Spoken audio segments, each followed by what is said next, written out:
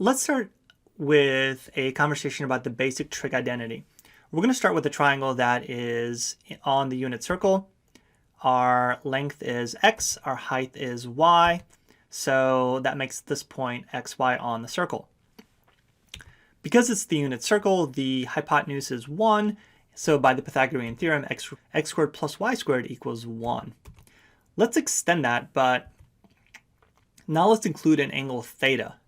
We know that cosine of theta corresponds to the x-coordinate and sine of theta corresponds to the y-coordinate, which means that sine squared of theta plus cosine squared of theta is going to be 1. That's going to be a pretty important identity for us moving forward.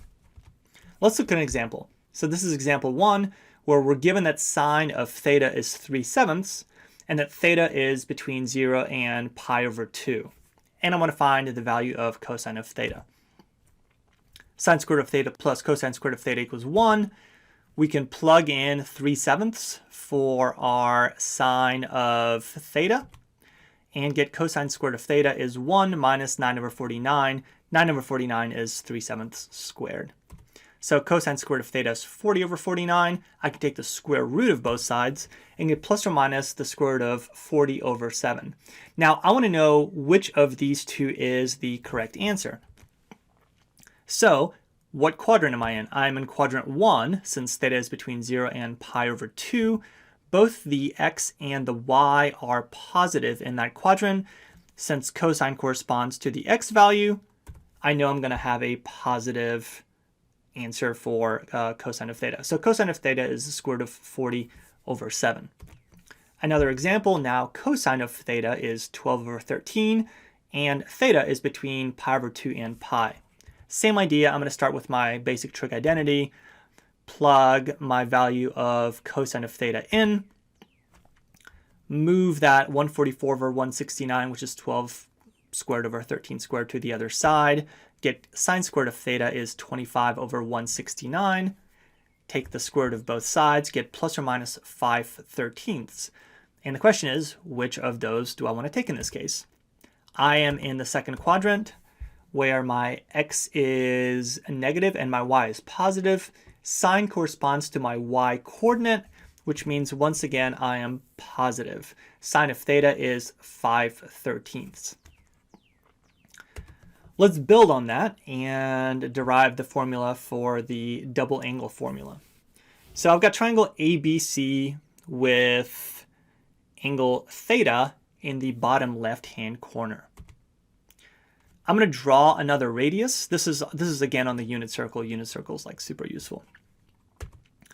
So both the radii here are 1, and the middle of the circle, I'm just going to call it O.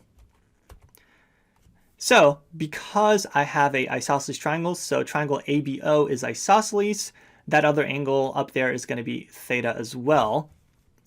I'm going to drop a perpendicular from O to AB and call that M. The M is going to be the midpoint of AB.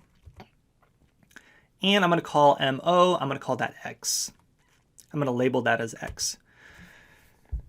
Both AM and MB are going to be Y, so I've got two congruent triangles there. And BC here on the right side, I'm going to go ahead and label that as Z, and we'll come back to that in a bit. So from triangle AMO, I know that sine of theta is opposite over hypotenuse. My opposite side is x, my hypotenuse is 1, so sine of theta is x. Cosine of theta is going to be y, just by the way I labeled it. And looking at the bigger triangle, triangle ABC, from that, sine of theta is going to be opposite. The opposite side on ABC is z. The hypotenuse is y plus y, which is 2y. Solving for z, I get 2y is sine of theta. And I'm just going to rewrite that as z is 2y times sine of theta. Now, y is cosine of theta. So z is 2 times cosine of theta times sine of theta. That's what I get for z. That's the length of z. I'm going to label 2 theta So angle BOC is 2 theta. And this is from geometry. I'm not going to go into why that's the case in this video, but this is just like basic geometry. So from that triangle, I know that sine of 2 theta is z over 1. Because if I'm looking at triangle OBC, it's a right triangle. That angle is 2 theta. So the sine of it is the opposite side, which is z, the hypotenuse, which is 1. So I have z is 2 sine of 2 theta. So sine of 2 theta is z, and z is also 2 cosine of theta sine theta. So I'm going to set those two equal to one another, and I'm going to get sine of 2 theta is 2 cosine of theta sine of theta. And that's often written as 2 sine of theta cosine of theta.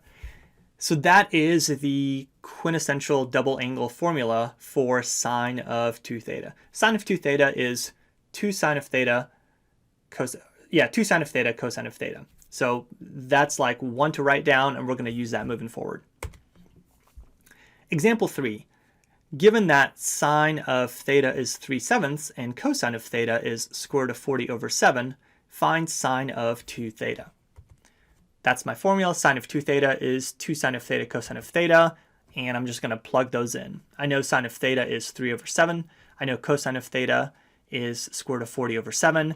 So my answer is 6 square root of 40 over 49. Basically just multiply all three of those things together. So that's pretty straightforward. Now, where it gets a little bit less straightforward is when I actually have to derive some of this stuff. So given that sine of theta is negative 5/6 and theta is between pi and 3 pi over 2, I want to find the sine of 2 theta. I'm going to use my basic trig identity. I know my sine of theta to be negative 5/6, so I'm going to plug that in. Negative 5/6 squared is 25 over 36. I'm going to bring that to the other side. When I subtract it from 1, I get 11 over 36. And when I take the square root of both sides, I have cosine of theta to be plus or minus square root of 11 over 6. Now the question is, which one do I want? Do I want the positive or the negative? Unit circle. Between pi and 3 pi over 2, I am in this quadrant, which means both my sine and cosine are going to be negative, so I want the negative version. So cosine of theta is negative square root of 11 over 6. All right, now I have everything I need. So sine of 2 theta is 2 sine of theta cosine of theta. I've got my sine theta. I've got my cosine of theta. I'm going to multiply them out together, and I'm going to get sine of 2 theta is 10 times the square root of 11 over 36. So when you're working out problems like that, you're going to have to use both of the formulas we used in this situation and your knowledge of the unit circle to figure out whether your answer is going to be positive or negative. Then you just plug them in and work it out.